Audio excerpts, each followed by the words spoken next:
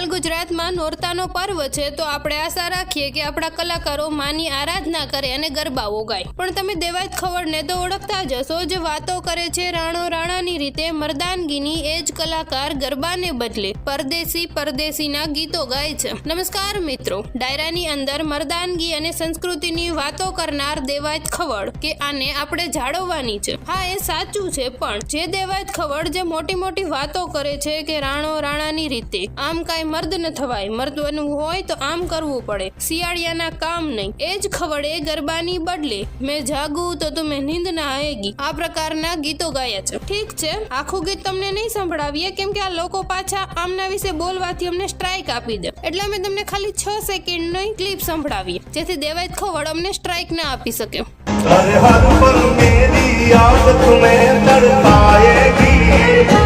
સાંભળ્યું? હવે તમે મને કહો કે આમાં કઈ રીતે સંસ્કૃતિ જળવાય છે? જે ગુજરાતી કલાકારોને આપણે સૌથી વધારે પસંદ કરીએ છીએ એ જ કલાકારો માની આરાધનાને બદલે આવા ગીતો ગાય છે। ક્યાંક રાજકોટના ક્લબમાં શકીરાના ગીતો ગવાય, અરે ગીતો ગાવું એનું કામ છે, પણ આ રીતે માતાજીના નામે 9 દિવસની પરવાનગી લઈ અને આવા ગીતો ગાવા, એનાથી સંસ્કૃતિ તો ન જ જળવાય।